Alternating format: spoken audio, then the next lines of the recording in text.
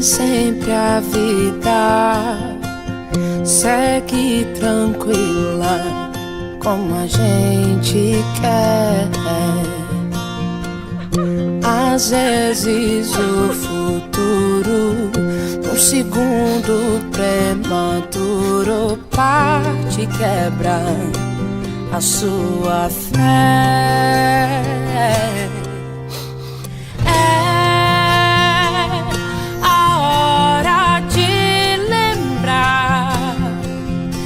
Manter viva essa força em você é amar e compartilhar essa força com o mundo, é doar. Essa força é doar. Porque nem sempre a vida segue tranquila como a gente quer. Às vezes o futuro, num segundo prematuro, parte e quebra a sua fé.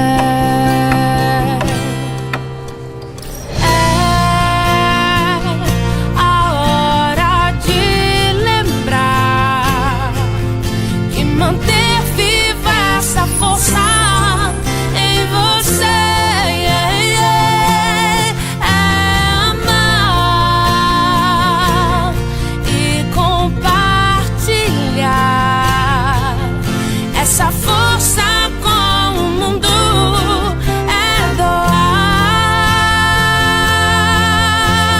É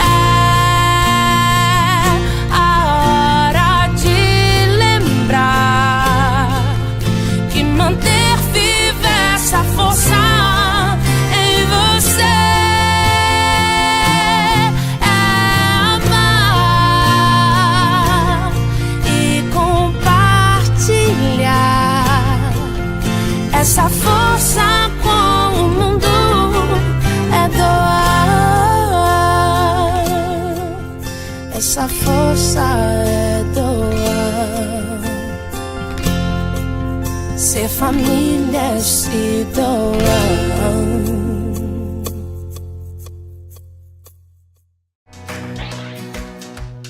Trânsito, fila, trabalho, estudar até tarde. Com o estresse da rotina, fica até fácil dizer que não dá para se exercitar. Que tal dar um jeito nisso? Caminhe mais. Você não é árvore e nem atacante na banheira para ficar parado. Sai desse sofá, salte 2 pontos antes para andar mais até a sua casa. Não pegue elevador todos os dias. Faça o rock balboa. Suba umas escadas. Atividades com os amigos e família podem ser divertidas. O videogame não conta. Você não precisa se tornar um super atleta, mas pode fazer mudanças no seu dia a dia. Seja diferente. Seja você. Muda aí. Nós estamos vivendo aqui no Rio de Janeiro um momento de alerta em relação às doenças transmitidas pelo Aedes aegypti, porque além da dengue, da zika, esse ano nós temos o risco de uma epidemia de chikungunya, que é uma doença que pode ser bastante debilitante. Então, o envolvimento de toda a população é extremamente necessário. E para conversar sobre isso, sobre estratégias de prevenção, nós temos aqui hoje, para aquela conversa, a Cristina Lemos, que é superintendente de Vigilância em Saúde da Secretaria Municipal de Saúde do Rio de Janeiro, o Michael Gomes Correia, que é uma jovem liderança comunitária do projeto Reciclação do Morro dos Prazeres, e Guilherme Franco Neto, especialista em saúde, ambiente e sustentabilidade da presidência da Fiocruz. Todos têm responsabilidade num processo como esse, né, tanto por poder público quanto a sociedade, mas a mobilização e o assunto prevenção, ele não pode parar nunca. Ao mesmo tempo que tem pessoas que querem realmente a mudança, tem pessoas que tanto faz. Por isso que eu acho que a gente tem que sempre continuar dando essa informação, se comunicando, trazendo todas as formas para se melhorar. Então, a mobilização da comunidade, a mobilização dos atores públicos, a mobilização da comunidade científica, a mobilização dos produtores de tecnologias de forma integrada é essencial para que a gente supere essa realidade de hoje. A gente podia começar pensando um pouco como é que está a situação atualmente no Rio de Janeiro, né? Com o que a gente deve se preocupar?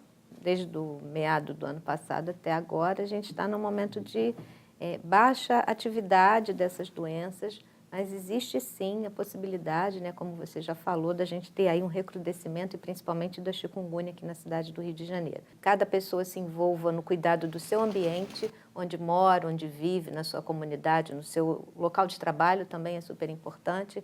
Então é isso, a gente pensar na possibilidade de combater o nascimento do mosquito, né, ou a proliferação dele. Fico pensando em você que trabalha numa comunidade onde existe toda uma preocupação, né, com esse descarte de lixo, com a limpeza daquele espaço, com essa discussão da prevenção, né, das arboviroses. Como você vê isso no seu cotidiano? A gente tem que primeiro sempre priorizar que o do mosquito não deva nascer, né? A gente tenta reeducar, na realidade, a população da comunidade para que ela se previna sobre isso, porque nós somos coautores. Então é sempre mais importante você lembrar, ficar meio que batendo naquela mesma tecla, sempre lembrando a pessoa, porque se seu vizinho faz, por que você não pode fazer também? E, geralmente a pessoa não se importa muito, deixou de se importar com o próximo. Por exemplo, eu posso saber do meu, eu já ouvi muito isso, isso nunca vai acontecer comigo. É muito complicado essa questão de trabalhar com a humanidade das pessoas. Essa experiência do Morro dos Prazeres é uma das mais bem-sucedidas aqui no Rio de Janeiro. O que você acha que fez com que esse trabalho desse certo? Alguns moradores realmente abraçaram, vamos dizer assim, a causa e também por viver em um espaço melhor. Por exemplo, você ter uma qualidade de vida melhor se você não tem um lixão do lado da sua casa. Eu acho muito importante que a gente preza muito a utilizar as crianças. Não utilizar, mas sim chamar pra gente. Porque acontece, muitos desses mutirões, algumas crianças deram a ideia. Então, por exemplo, se eu sou uma criança, eu faço um mutirão, se você está fazendo algo errado, por exemplo, despejando lixo do lado, eu vou reclamar com você. Lixo para a gente é um fator importantíssimo na questão do desenvolvimento, não só de mosquito, mas de várias doenças, né? Então, e a gente tem trabalhado muito com criança nas escolas, né? Todos esses conceitos para que ela leve para dentro de casa esse ensinamento, né? Então, ela com certeza é um importante agente multiplicador. Se todos adotassem, né, esse hábito de uma vez por semana, tirar 10 minutos do seu tempo para vistoriar o ambiente onde vive, né, como o Michael já colocou, o mosquito está ali, mas ele voa, ele vai para a casa do vizinho. Então, se todos tiverem a consciência de olhar o seu entorno, o seu ambiente, a gente vai ter um resultado melhor. Às vezes as pessoas não estão alertas, né? Um ralo que esteja escondido, mas que ele fique sendo utilizado, né, para descarte de água, alguma coisa assim, a pessoa não tem o cuidado, um banheiro que não esteja sendo tão utilizado assim, aquela bandeja atrás da geladeira onde acumula a água do degelo. Então, são, às vezes, detalhes que a gente, no nosso dia a dia, a gente não está alerta para essa possibilidade. Então, se a gente criar esse hábito de uma vez por semana, pelo menos 10 minutinhos, a gente olhar e pensar onde pode ter um possível criadouro, com certeza vai fazer diferença. No ano passado, Paulo aderiu ao programa de monitoramento e combate à dengue em condomínios da Associação de Síndicos e Subsíndicos do Distrito Federal e Região Metropolitana e começou uma campanha entre os moradores. Foram 3 casos de dengue aqui no condomínio antes do Paulo virar o responsável por combater o Aedes aegypti. Desde então, ele e os moradores se uniram nessa tarefa. Com o trabalho coletivo, foi possível eliminar os focos do mosquito. As tampas das caixas d'água foram trocadas. As marquises do prédio também foram reformadas para garantir que o mosquito ficasse longe. Na laje foram feitos vários pontos de escoamento para a água não ficar parada. O empenho do Paulo não é à toa. O Aedes aegypti transmite a dengue, a chikungunya e o vírus Zika, que foi apontado como responsável pelo aumento no número de casos de microcefalia em todo o Brasil. Pessoas como o Paulo são exemplo do trabalho que pode ser feito nas comunidades para evitar a proliferação do mosquito.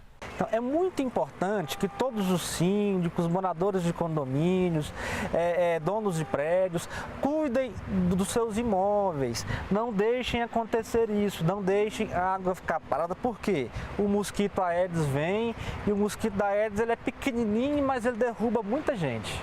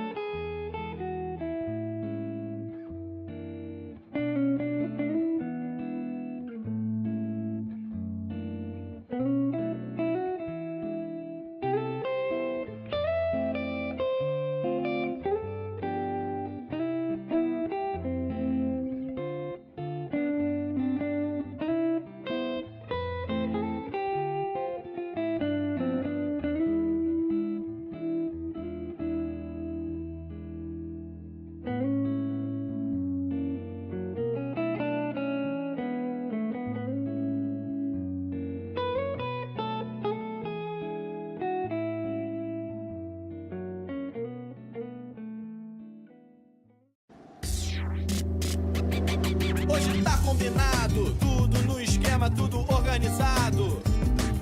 Vai ter samba, rock, sertanejo e quem sabe um luau improvisado. Tá combinado, tá protegido, tá protegido. Vamos combinar, o melhor da vida é ter liberdade para aproveitar tudo que numa festa, balada, filminho ou banco de trás pode rolar. Tá combinado.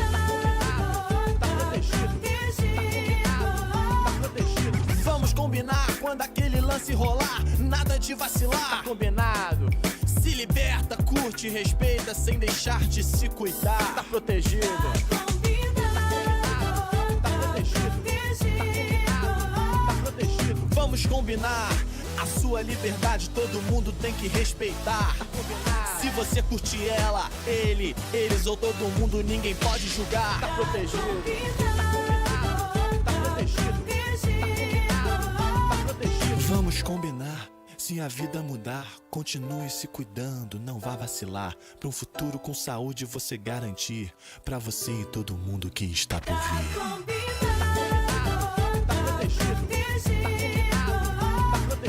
Hoje tá combinado, tudo no esquema, tudo organizado. Escolha um jeito de se proteger bem informado, pra você curtir a vida sempre sossegado. Tá combinado, tá protegido.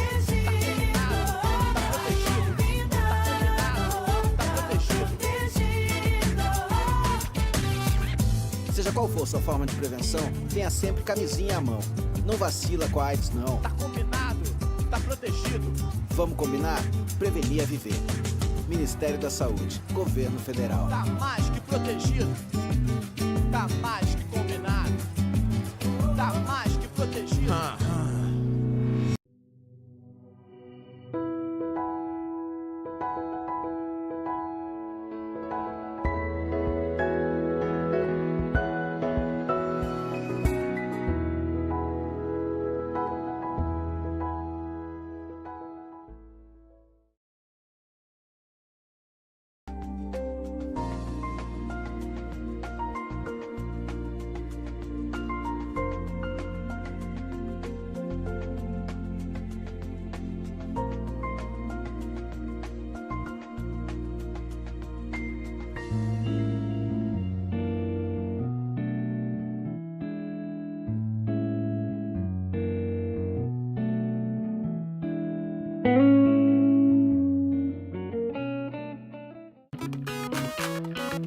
Isso que nós estamos conversando aqui é muito importante, ou seja, o envolvimento da sociedade de uma maneira, no sentido exatamente de promover a saúde, né, de defender a sua cidadania, etc., mas integrado com as políticas públicas. Se nós pudermos integrar as políticas públicas de infraestrutura, de saneamento, de habitação, enfim, um conjunto muito significativo de ações que são do Estado, não é?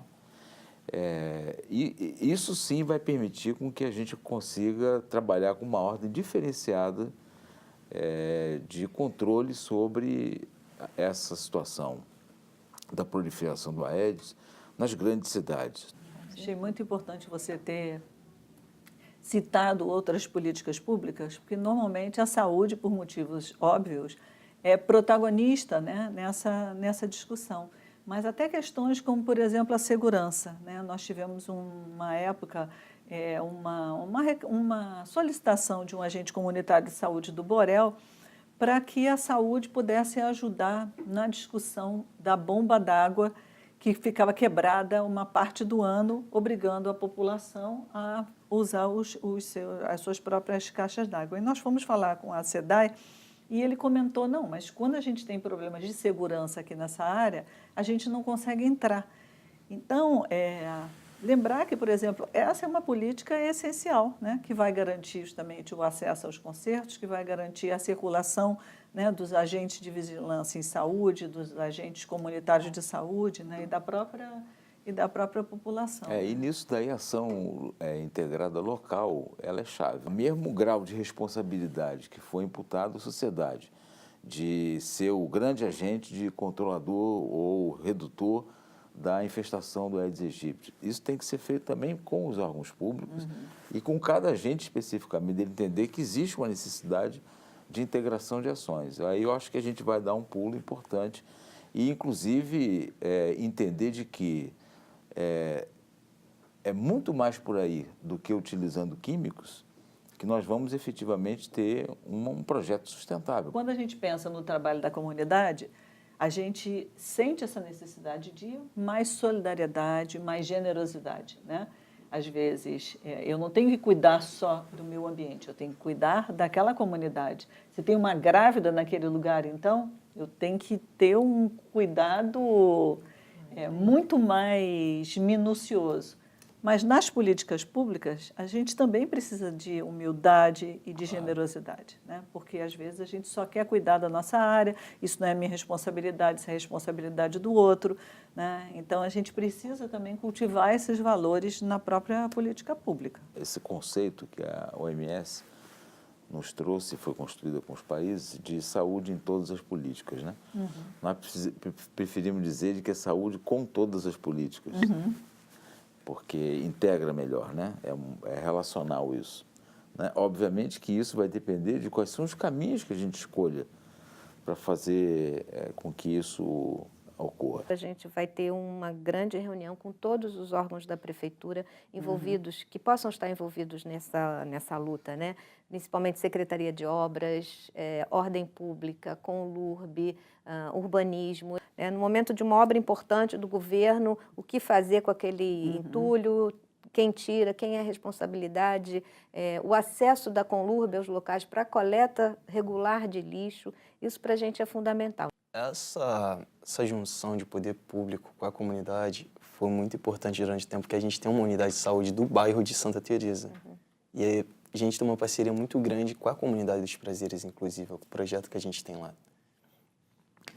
Fica bem mais fácil quando a gente busca o poder público e ele aceita. Quando a gente traz para a população todas as informações de uma forma transparente, né, mostrando, olha, se aqui a gente não tiver mosquito, com certeza, mesmo que a gente tenha um doente, mas a gente não tem um mosquito que vai ser o elo transmissor para as outras pessoas, a gente vai conseguir ter um impacto e o controle da doença, né? E realmente o Lira a gente vem trabalhando e esse mês de janeiro foi o mais baixo desde 2009, então foi um resultado bastante importante, mas isso não nos deixa confortável, porque a gente tem uma média na cidade. A gente tem áreas muito baixas, com um resultado muito baixo, mas a gente tem áreas com resultado muito alto, muito, muito alto. E isso para a gente é que é importante, a gente saber direcionar aonde atuar e comunicar nessa região esse resultado que é ruim, que precisa melhorar, mas também nessa que o resultado é baixinho, que ele é bom e precisa continuar baixinho dessa forma, precisa continuar com esse bom resultado. Nós temos que ter um detalhamento no território, mas bem, por exemplo, os prazeres têm que ter o lira dele, né? Porque, inclusive, com a ação social que já tem ali, com a mobilização da sociedade, certamente as medidas que podem ser tomadas no prazer têm a sua especificidade, né? E é possível, além da avaliação da população de mosquitos, a gente avalia os depósitos predominantes em cada região. E a gente tem uma diversidade, é muito interessante isso na cidade. Tem regiões que a gente tem o lixo como principal depósito, tem regiões que a gente tem pneus, que a gente tem reservatórios de água no nível do solo, que é para uso das pessoas. Então, isso pode direcionar realmente a política pública. É sinal de que a SEDAI não está conseguindo chegar com abastecimento de água naquela localidade e a população precisa fazer ali o seu reservatório para a sua necessidade, né? O lixo, direcionar a coleta de lixo naquela localidade. Mas a gente ainda encontra muito, muito dentro de casa, são os pratinhos de planta. Impressionante, apesar de todo esse trabalho que a gente já faz há muitos anos, mas a gente ainda encontra pratinhos de planta como um principal reservatório dentro de casa e criador de mosquito. A chegada de Ruth foi de muita luz. Esse sorriso é que eu não reconheço muito. Eu não sabia que estava grávida, mas quando foi no 8º mês que eu fiz a ultrassom e deu microcefalia, ali parece que o meu mundo desabou. Ela me pediu assim, mãe, faz meu quarto lilás, porque ela gostava muito da cor lilás. Só que antes dela morrer não deu tempo. Nada mais eu posso decidir por mim mesmo. Eu posso fazer os planos que forem. Se chegar no dia eu tiver com dor, eu não vou conseguir. Seja me divertir, seja trabalhar. Por dentro eu senti aquele nervosismo, aquela preocupação do inesperado, o medo da rejeição, de eu rejeitar ela, de eu não saber cuidar dela direitinho. Como eu via muitas mães cuidando dos seus bebês.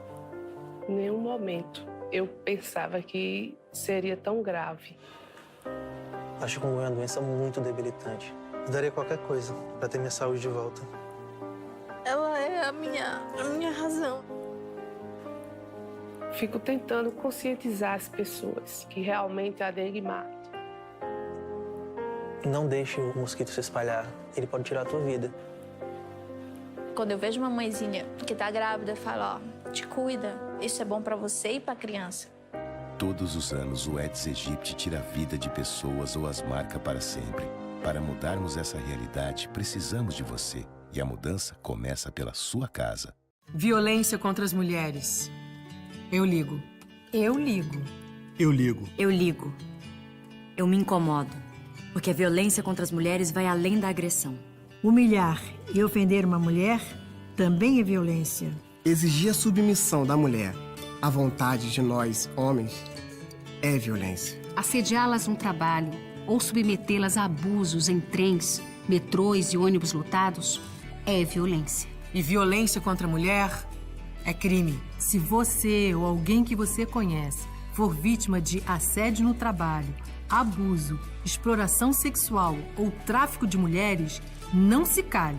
Ligue 180. Através dessa Central 24 Horas, você vai receber todo o apoio, informação e encaminhamento que precisa para dar um basta nesses crimes. Ligue 180 e use a sua voz para fazer justiça. O Brasil está ao seu lado nesta luta. Tudo começou com uma febre, porque eu não tinha tosse, eu não tossia, só que eu sentia aquele mal-estar, aquele cansaço. Chamei meu esposo e disse, não, vamos no pronto-socorro que eu não tô bem. No dia 21 de junho de 2017, eu descobri que eu tava com a tuberculose.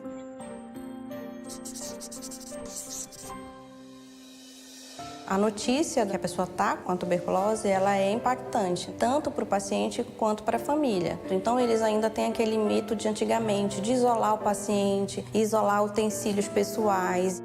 Tinha aquela sensação que meus dias estavam contados aqui. Não é fácil. Tu sair na rua, as pessoas te olharem, tu usando máscara. A pessoa te olhar, não querer chegar perto de ti. A tuberculose ela é uma doença que ainda está muito presente, transmitida pelas secreções que são eliminadas através da fala, da tosse, do espirro. Mas é importante ressaltar que a tuberculose tem cura, um tratamento de 6 meses gratuito oferecido pelo SUS. Bom dia. Bom dia, Briana. Como é que tá a tosse? Graças a Deus já tô tossindo pouco, ainda não tenho mais febre. Tô vendo aqui que você ganhou 2 quilos, então isso é muito bom. Então quer dizer que a doença realmente está regredindo, né? Os bacilos estão morrendo. Como a tuberculose é uma doença transmissível, todas as pessoas que convivem de maneira mais direta com o doente, elas também precisam ser examinadas. É feito tanto o exame de escarro, quando indicado, ou a prova tuberculínica. Meu nome é Railson Rocha, tenho 41 anos, tive tuberculose 10 anos atrás e fui curado. Eu já tinha ouvido casos de pessoas que tinham abandonado e voltado e pessoas que tinham agravado por ter deixado o tratamento. Então, era uma outra coisa que eu não queria. Há um grande risco de abandono, porque ele se sente melhor, os exames de escarro, de controle vão dar negativos.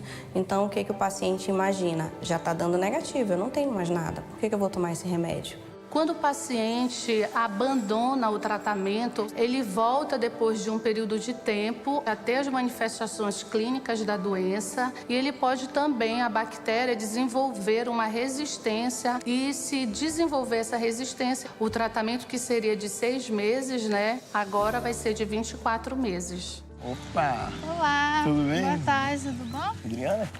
Isso. Ailson. Sente-se. Eu tive tuberculose. A mãe, quando ia dizer para alguém, né, ela dizia, ele tá doente. Ela não dizia. A minha mãe nem citava o que era, ela só dizia, ele tá doente. Eu via o preconceito das pessoas. O jeito que as pessoas te olham, entendeu? Querendo ou não, a gente nota que as pessoas se afastam da gente. Então, não é preciso ter vergonha. Não é ter vergonha de dizer que a gente tem tuberculose, porque tem cura. Se fosse uma coisa que não tivesse cura, eu já tô no 3º mês de tratamento, falta só mais 3. Falta 3, eu tive tuberculose, estou curado e vai ser tudo de bom. Você vai recuperar todo o ânimo e tentar passar essa força para você, dizer que vai dar tudo certo. Passou, já deu certo. Já tá dando e vai dar. Deu certo. Obrigada. Tudo de bom para você, pra você família. também. É muito importante a gente sempre dizer isso. Tuberculose tem cura. Eu sempre digo que ela tem cura, mas ela ainda mata se a pessoa não tomar a medicação. Saber que eu estou saudável é uma grande bênção e saber que eu estou curado, a bênção dobra, né, na minha vida. Quando eu falo, para mim, a palavra curada é aquela sensação assim de... Parece que tu vai explodir de alegria, que tá próximo. Faltam 3 meses para isso.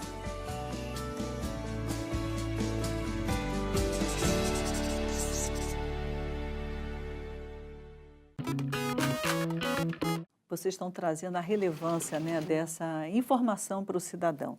E eu fico pensando, como que a gente poderia socializar mais essas informações do Lira? Por exemplo, será que a gente não deveria ter essas informações disponíveis, mas traduzidas para o público dentro de todas as unidades de saúde? O último Lira deu que nessa região, enfim, é a questão do lixo, são os vasinhos de planta, são as calhas, são as piscinas. Enfim, passar essa informação, por exemplo, para a mídia local. A gente vê várias comunidades com rádios comunitárias, com jornais comunitários, né, que tem, inclusive, essa habilidade de traduzir para o público, né, esses dados que são mais complexos. Né? Vocês estão pensando nisso, assim, nessa parceria com rádios comunitárias, com mídias locais, com redes sociais? Porque eu fico pensando assim, o quanto a nossa cultura está mudando em função das redes sociais. Por exemplo, hoje em dia, se tem ameaça de chuva, eu particularmente já entro no Facebook, Centro de Operações Rio, às vezes eles estão fazendo, né, transmissões ao vivo, eu já vejo se tem chance, né, de enchente em algum lugar, enfim, eu me organizo em função disso. Então, será que o Centro de Operações Rio também não poderia ter esse tipo de disponibilizar esse tipo de de informações, né? A gente está conversando, sim, com o Centro de Operações Rio. Na semana passada, a gente já fez uma primeira reunião e a gente já vai começar a passar um mapa do Rio de Janeiro. A gente está só na organização mais tecnológica, né, dessa informação, de ter semanalmente a atualização dos mapas, desse mapa realmente do trabalho dos agentes de vigilância, que eles possam divulgar naquela área como que está o índice de infestação, o percentual de criadouros detectados naquela região. A gente já vem discutindo com eles para que eles divulguem no site deles. Tem um aspecto que tem que ser observado para a gente não ficar com a falsa impressão de proteção que quem cria as condições para eles é o homem, não é o contrário. Né? Somos nós que, vamos dizer assim, acolhemos ou trouxemos para o nosso... oferecemos todas as condições para o Aedes estar aí. O interessante, e aí você coloca uma coisa muito importante, Viviane, que é essa capacidade de que, através dos sistemas de informação e dos meios de comunicação, das redes sociais, a sociedade esteja, de fato, entendendo que essas ações todas integram a sua cidadania. Né? E aí, por isso mesmo, a necessidade da articulação com os poderes públicos, as políticas públicas, porque há uma integralidade nisso tudo. Né? Nós não podemos pensar de maneira que, bom, está aqui, está ali, está resolvido. É complexa a coisa. Essa simplificação do tratamento com a Aedes, ela é um pouco delicada, porque não é isso. É toda uma rede de possibilidades que nós temos que estar atentos a isso. Né? E daí a necessidade, por exemplo, isso que está sendo feito com as crianças no Prazeres, e que a gente já observou isso quando um trabalho bem conduzido, junto especialmente às crianças, tem um resultado muito importante. Eu diria a mesma coisa nas redes de organização das mulheres, porque quem essencialmente fica, vamos dizer assim, nos bairros, nas localidades, ao longo do tempo, muitas vezes às 24 horas do dia, são as mulheres. Elas têm um domínio da dinâmica daquele território muito maior do que quem entra e sai e muitas vezes fica por um período curto, depois muda, etc. Então, isso são aspectos muito, eu diria, significativos para nós entendermos, inclusive, quase que a sociologia e a arqueologia dessa montagem, dessas ações nossas. Essa ideia de que o mosquito é um transportador do vírus não está clara para a população. Eu sou professora de medicina social e levo os alunos nas unidades de saúde. E a gente costuma, antes de pensar em qualquer tipo de ação, a gente costuma conversar com as pessoas para saber o que é que elas entendem, quais são os seus mitos. Então, eu sempre falo para os alunos, pergunta para os clientes se eles acham que a pessoa que teve diagnosticado dengue, ou zika, ou chikungunya, se ela precisa usar repelente. Primeiro, eles olham e falam, claro que não, ele já está doente. Aí eles começam a pensar, não... E aí entendem, né, essa questão de que aquele doente é uma fonte de vírus. Exatamente. Mas isso não está claro para a população, não está claro para os alunos e às vezes me dá a sensação de que não está claro nem para muitos profissionais. Com certeza. Se a gente vem discutindo isso, da importância da gente falar sobre isso. E é impressionante isso, como nós profissionais não abordamos esse aspecto de que o doente, mais até do que os outros, eles precisam usar o repelente porque ele é fonte da infecção. O mosquito vai picá-lo e aí vai transmitir para outra pessoa que não está doente. E a gente observa exatamente isso, a gente vem trabalhando isso com os profissionais, pelo menos, né, da rede municipal, nesse sentido da prescrição, né, sair com uma prescrição o uso de repelente para a pessoa que esteja doente. Ou então no próprio mosquiteiro, um cortinado, já que aquela pessoa às vezes vai ficar doente, vai ficar acamada, né? Então pelo menos ter uma proteção física. Né? A gente precisa ouvir também quais são os mitos, quais são as dúvidas.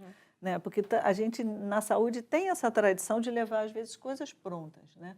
Sem entender, né, qual é a necessidade daquelas pessoas. E, sobretudo, trabalhar com o protagonismo, né, da própria população, os próprios alunos, dos aposentados, né, da população de maneira geral. A própria configuração da cidade, o processo de urbanização, né? Nós moramos no Rio de Janeiro, que é uma cidade partida, que gera muitas desigualdades, né? Que tipo de intervenção a gente precisaria aqui na nossa cidade? É a discussão mesmo de políticas públicas, né? De organização do ambiente urbano. Fundamental isso. para que, como a gente já falou, que o poder público tenha acesso com os seus serviços. E de planejamento também, de planejamento da cidade, exatamente. né? De uma cidade mais justa, de uma cidade com um pouco mais de equidade, né? As nossas cidades, elas são espaços extremamente excludentes. Temos ainda grandes desigualdades, como você colocou, né?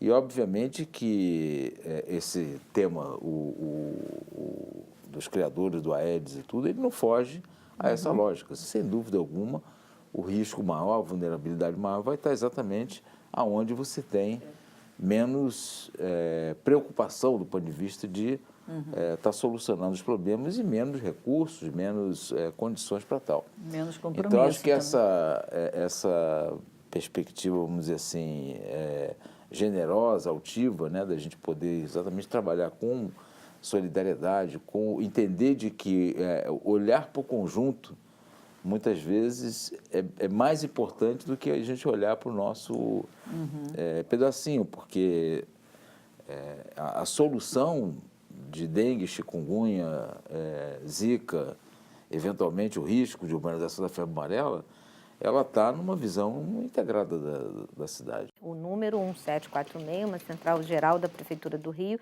e que tem esse assunto é um dos temas, né, da central de atendimento. Basta a pessoa ligar, não precisa nem se identificar se não quiser, e fazer ali a sua denúncia, ou informar que encontrou, tem ali, ou até mesmo carcaça de carro abandonada, entulho de obra, alguma coisa nesse sentido que possa virar um criador. Nossos agentes, eles têm até 5 dias para atender essa demanda e dar o direcionamento mais adequado, né? Teve uma situação assim que me chocou bastante uma vez numa reunião com professores. Eles comentaram que agora cada vez é mais comum que as pessoas joguem o lixo na porta da escola, porque existe uma ideia de que ali ele vai ser recolhido mais rapidamente. Eu confesso assim que isso me fez um mal danado. O que vocês acham dessa história? Como é que a gente enfrenta isso? Por que bota na escola? Porque é um equipamento público que é claramente definido enquanto um cuidado absoluto do Estado. Então, de alguma forma, dali vão Alguém tirar, vai resolver. né?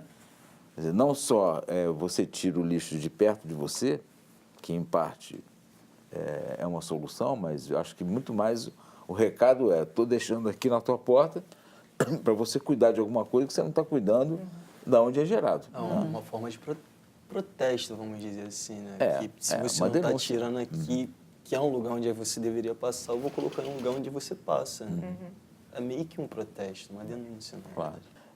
O nosso uso da água é predatório. O que aconteceu agora nessas grandes crises de estiagem, tanto em São Paulo, como de maneira mais crônica e mais intensa, no semiárido, é um exemplo claro de que esse é um tema fundamental de nós debatermos. A crise da água gerando uma outra crise foi quando estourou, né, as doenças, foi mais dengue mesmo no interior de São Paulo, por conta disso. E foi muito claro identificar isso, as pessoas que não tinham fornecimento correto de água, né, pelo órgão público, e aí fazendo seus reservatórios. E aqui na cidade do Rio de Janeiro a gente também detecta isso.